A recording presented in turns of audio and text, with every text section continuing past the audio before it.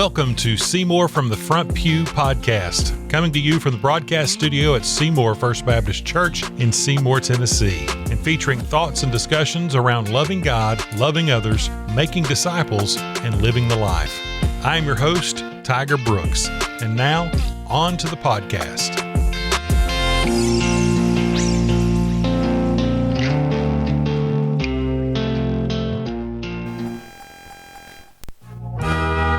Beautiful, for heroes proved in liberating strife.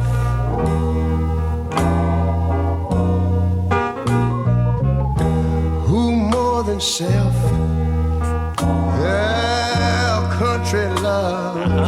Oh, yeah. And mercy more than life. Sing it, Ray. Well, America, America,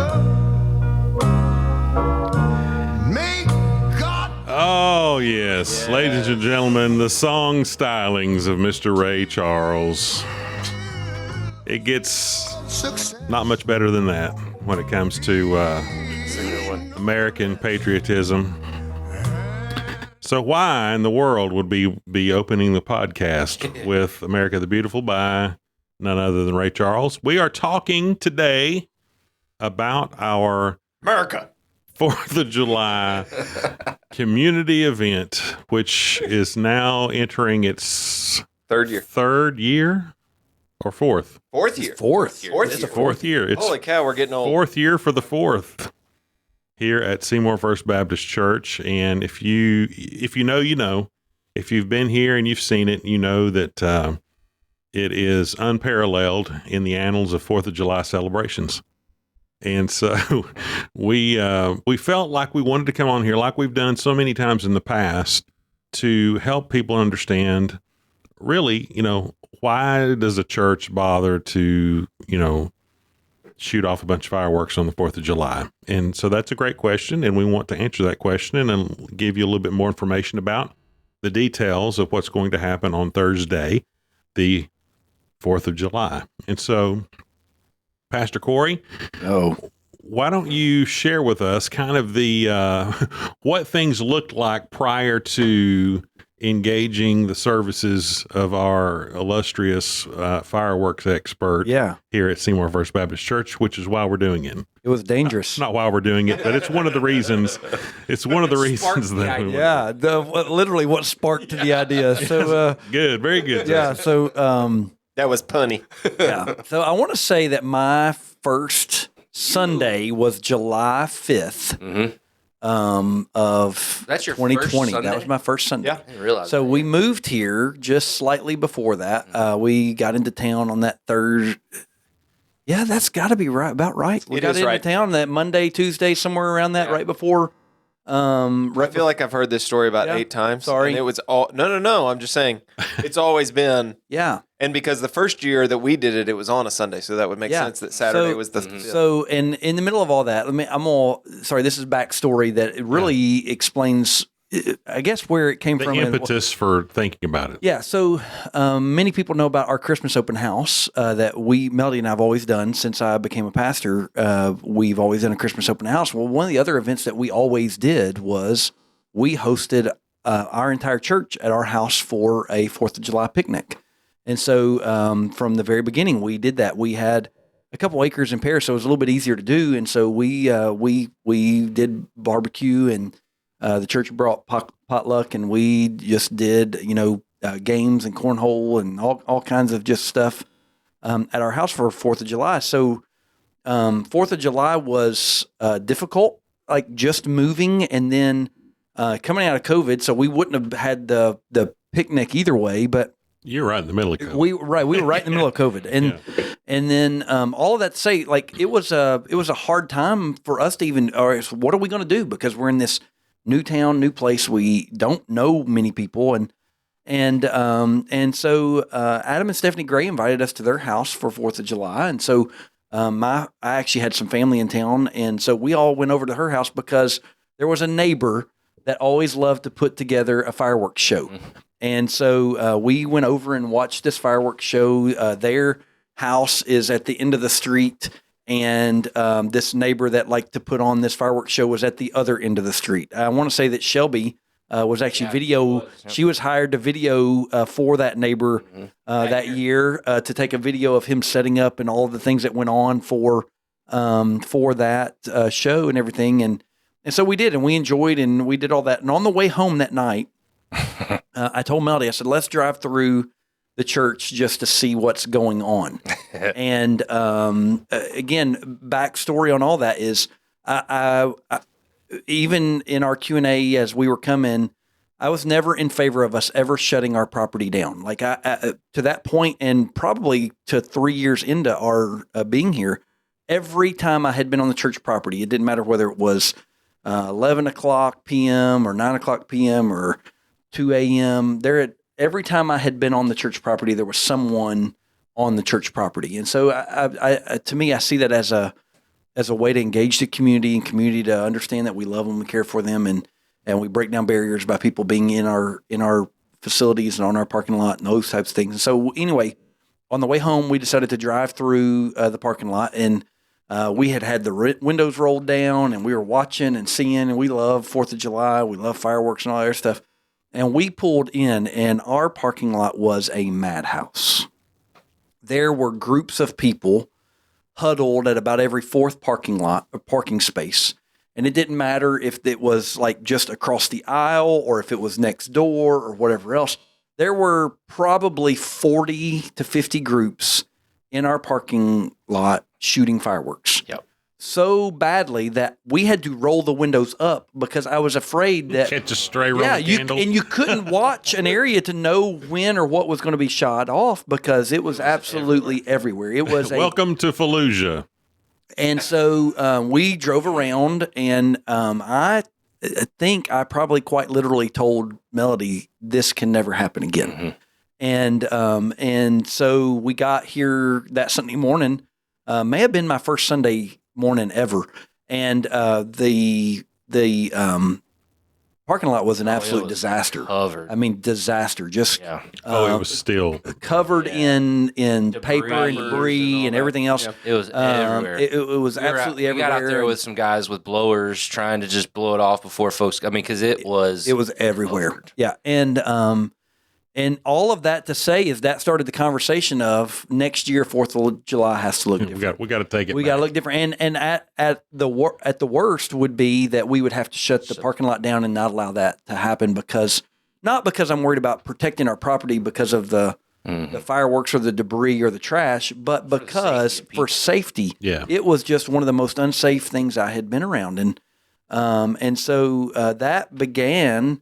What began just kind of the sparks of talking and thinking through what could we do and how could we serve and do. Well, throughout the next 6 months, we found out who that neighbor was. We found out that his kids played MVP soccer and had a connection to Jason. And so Jason kind of reached out to him, and we just kind of threw it out there. Hey, would you be interested in doing your fireworks show at the church if we planned an event around it? If we got inflatables and made a community event around it, would you want to come do it here? And we can kind of provide you a bigger audience, and you could just move it all and do it all here. And that is the start of it. Mm-hmm. And that first year, we didn't know what we were getting into. We didn't know who would come or what would turn around. You were here by then, right? And I missed it. I had COVID. Yeah, he ended up having COVID. I was in North Carolina watching it on a live stream. Yeah, and I was so mad that I missed the first. I forgot about that.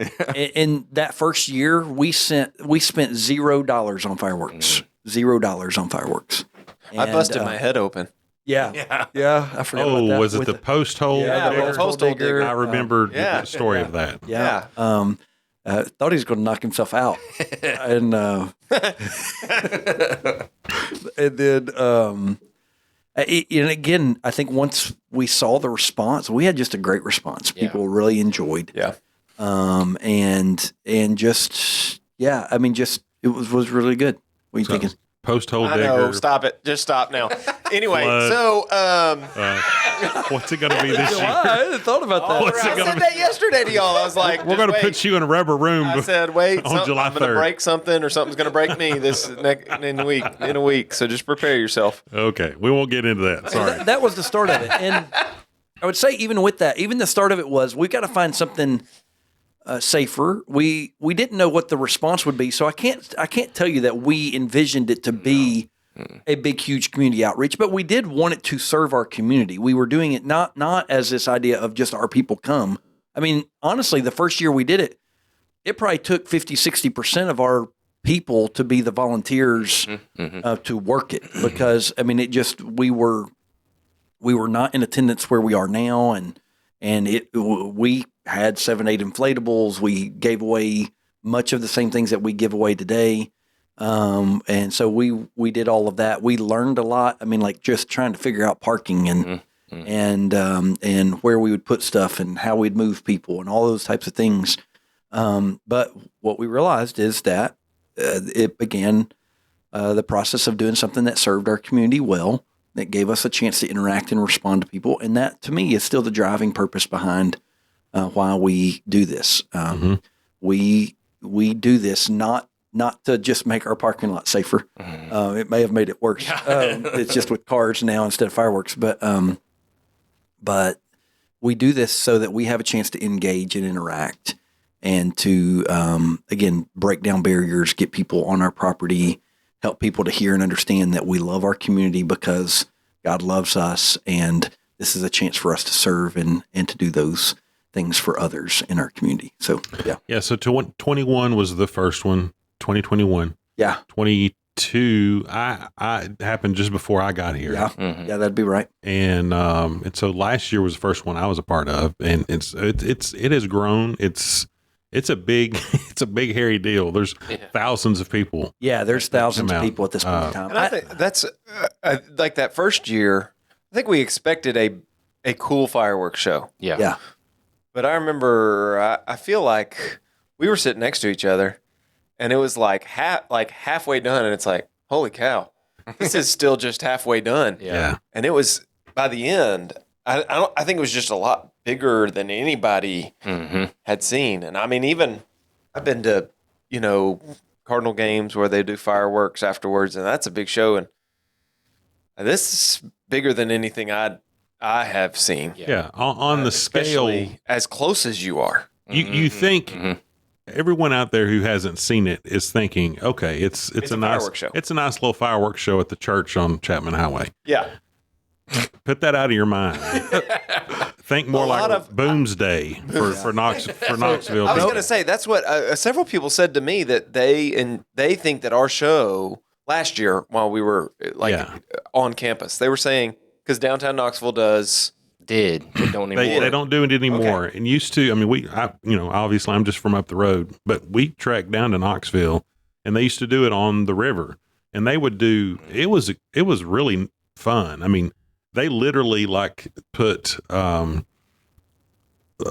they made a waterfall off of the Henley Street Bridge with fireworks. That fun. I mean, into the river, and that was amazingly. And, there's lots of good stuff. And of course, they've got it choreographed with music and all that kind of stuff. And it's really fun. That's the scale that we're talking about. That's We what don't I have kept we don't hearing. have a waterfall going into the river. No, but last year we had 2 planes circling, trying to watch it from above. Yeah. We had multiple drones that were flying from our property and in surrounding neighborhoods that were trying to get footage too. So That's cool. they're really kind of fun. And beyond that, it's just, I mean, we have we'll kind of lay it out for everybody what you expect when you come. Is, we open the gates at 7 o'clock, and there's going to be 7, 8 inflatables, somewhere like that, and we're going to have all of that on our soccer fields, and so it is a family event. Kids are going to absolutely love it. We've got our playground already here. We're going to have water to give away. We have cotton candy, popcorn. We have snow cones. We're going to have face painting. We're going to have extra porta potties on the place because there's a bunch of people that show up, and it is just it's a bring your chair. come and hang out. Bring your own picnic if you want to do that. If you want more substantial food than what we have, but it's an event where you can mix and mingle and fellowship and just have a good time. I think one of my favorite things last year is we started seeing more people bring and set up just a picnic. Yep. So bring a blanket in your chairs, a cooler, and we aren't providing dinner. We wanted to make sure that everything that we did was free, and so everybody's got just come and enjoy. But you can come and set up a picnic, and we had kind of a group of kids playing football and frisbee and everything up on the fields last year, and jumped in to play with them. That was one of my fun things last year, was just jumping in and doing that. You could we can have or put out cornhole boards, or you can bring them, and and make it really just kind of a picnic, an event before it all gets started, and really a fun chance just to be and to hang around and to enjoy before you come. Yeah, and so it's from 7 o'clock when the gates open.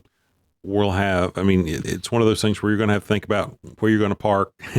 We've got parking on the place. We're going to ask our volunteers to park at Ashley's funeral home if they're coming early, and we'll shuttle people over here, those who are going to be volunteering.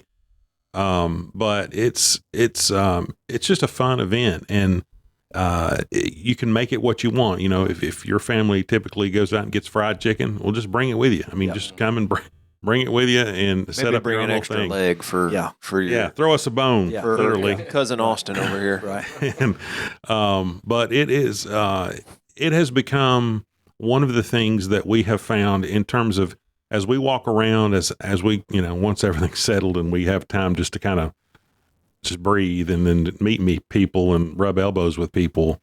It's been interesting to have conversations about, and we've had, and everybody knows who lives around here, more and more people are moving. And I'll let you share the story of, we've had families move into the area. There was one particular story where a family moved into the area just kind of before the 4th, just kind of getting their bearings, learning where the grocery stores are, and, getting things settled, and finding out that we had this for the 4th. And now that family has become involved in the church, and there's a particular reason for that. Yeah. So again, so they'd actually been in the area for a while, had known they needed to get involved in church, but there were some health concerns. They had not been able to really make it happen yet. And so they end up, they and some out-of-town family, the 4th of July was the first thing they came to, and it was the first year.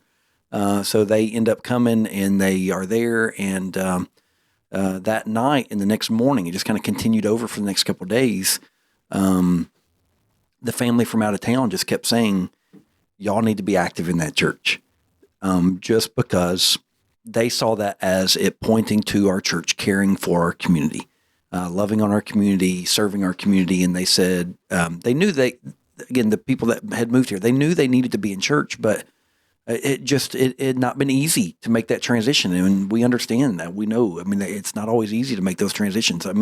Again, I think about 4th of July, it started with something that wasn't easy for us in making that transition, and it hadn't been easy for them. But that night broke down the opportunity for them to see we need to be involved in something, caring for our community and giving back to our community and serving our community. And that's one of the main goals of our church, is to engage our community, our church community, our church family, to engage the rest of our community. And 4th of July is a great opportunity to do that. We get to do that by doing cotton candy the day before, or working the parking lot, or running a shuttle bus, or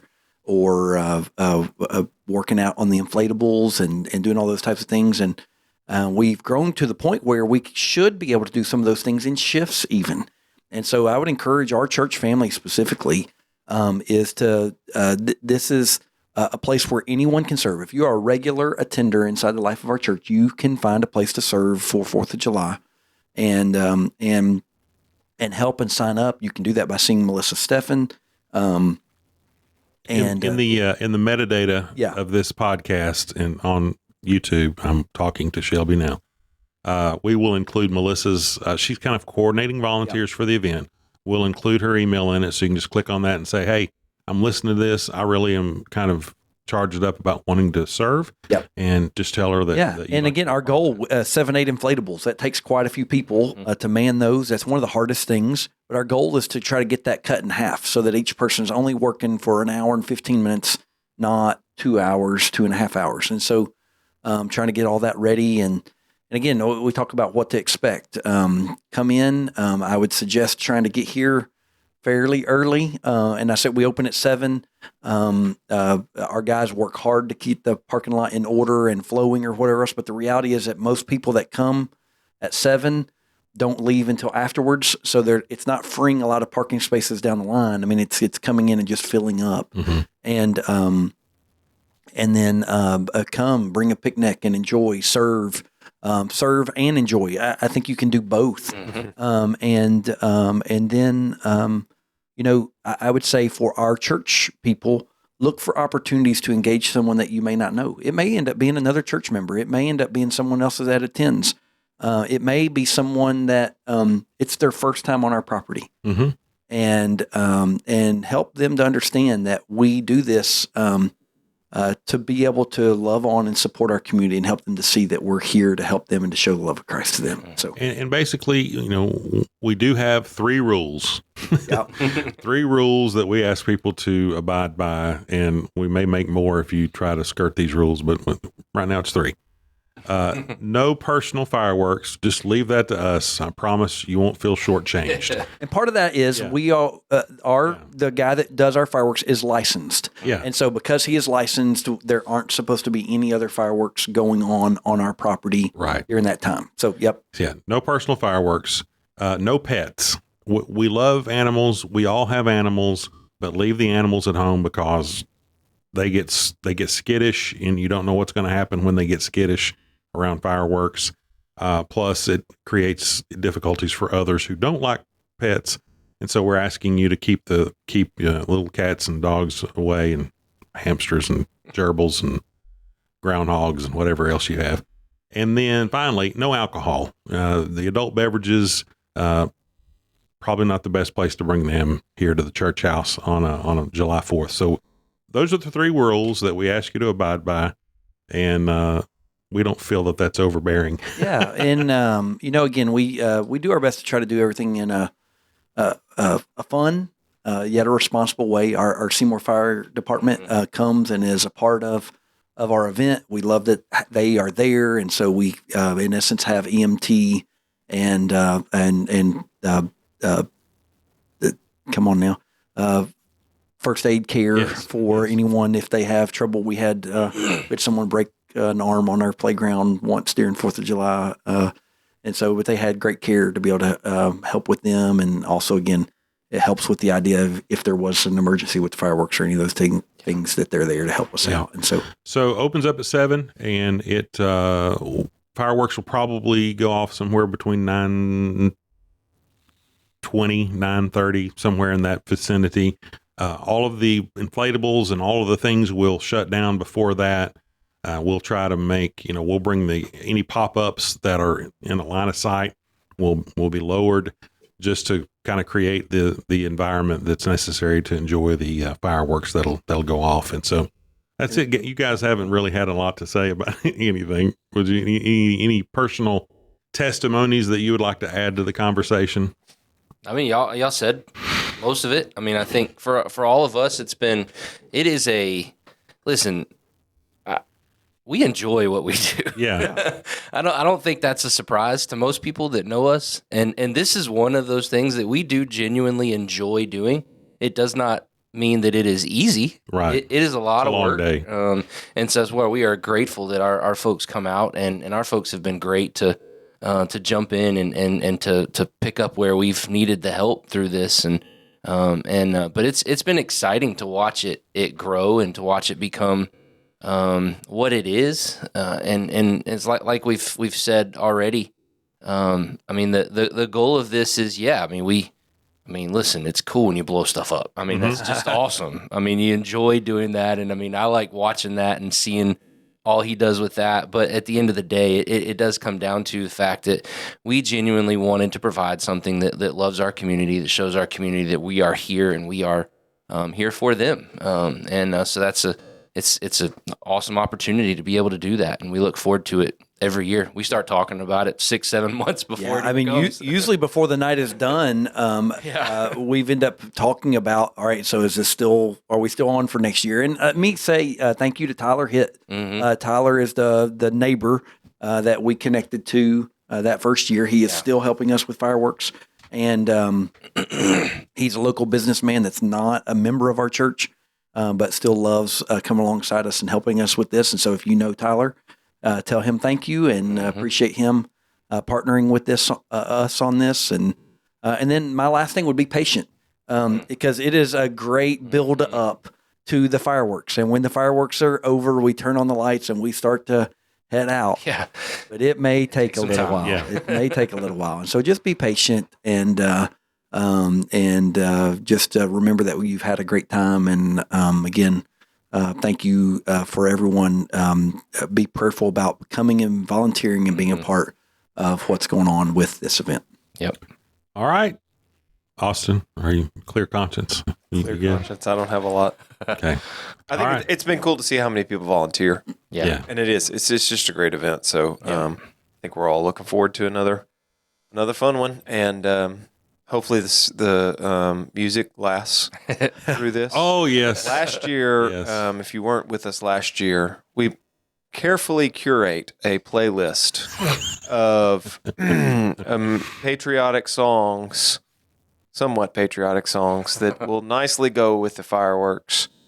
It takes me painstakingly hours to weed out the inappropriate songs and to find the right ones. And then By popular year- demand, you included. each year I include one song by popular demand, though I hate it. And Amen. Last year it stopped and right in the middle of last it. year, Twice. right when Miley Cyrus started singing her "Party in the USA," the speaker system blew. So I Even it took off. said, "No, thank you." I took off running across all the people, and I reset the system. And here she comes again. It's a party in the U. And it blew a second time, and it's not worth it. Oh, man. So We guarantee it this year. that song, Dadgummit. I thought I got out of it. I thought I had an excuse No. not to We play guarantee that the music won't fail this year, right? that. Oh, we No, just I'm not guaranteeing that. I'm not That's guaranteeing an old system. Corey and I We did went to spend work- a lot of sweaty time this morning getting that thing fixed. So Yeah. Did you really? We are. yeah, we replaced all the amps and everything. We're hopefully good to go. We have made a good run at it, but I'm not guaranteeing anything. Yeah, I wouldn't trust our electrical work. we just fans and you know, Fireworks in different we need places. one of those. We need one of those swamp coolers. We need to build a swamp cooler and let it blow in there and keep that whole thing. Yeah. It's just I don't think it was the heat. it's a cooler and ice. Oh, the 5-gallon bucket with the yeah. Okay, yeah. I think we can handle it. Unless anybody out there has one and you want to donate it for the cause for that particular day. At any rate, I don't think it was the heat. I think it was Miley Cyrus. I'm trying to give you a break. You know, The Lord just said, "Thou Lord said- shalt not sing." not on my Miley. property. Anyway, All right. Well, I think it'd be appropriate if Ray kind of played us out today. And thank you for listening. As always, we encourage you, if you heard something today that you would like to broadcast, if other people you think need to hear this, well, then why don't you like it and share it on social media platforms, however you do your social thing. And if you'd like more information, you're about to hear a email in just a minute. I'm sorry. You're about to hear an email in just a minute where you can find out more information or let us know that you have a question or want some more information about any of the ministries here at WCQR.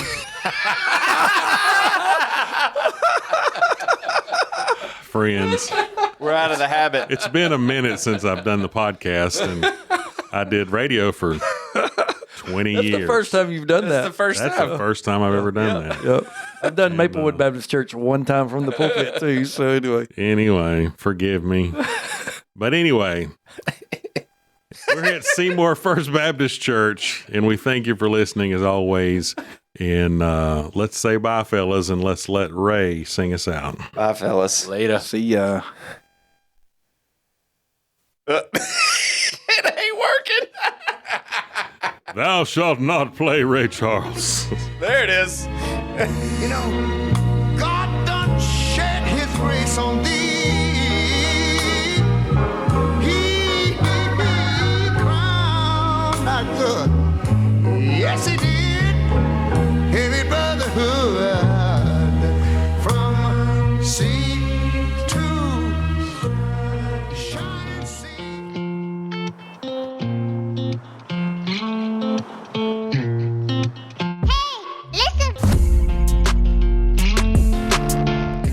Thank you for listening to Seymour from the Front Pew. Our sole desire for this podcast is to glorify God by educating and encouraging His body. If you would like to learn more about anything you've heard today, feel free to reach out by email at staff@seymourfbc.org or by visiting our website at seymourfbc.org. If you're located near our community and do not have a church home, come worship with us at 10:15 a.m. on Sunday morning. Until then, we pray God's richest blessings on you and yours as you love God, love others, make disciples, and live the life.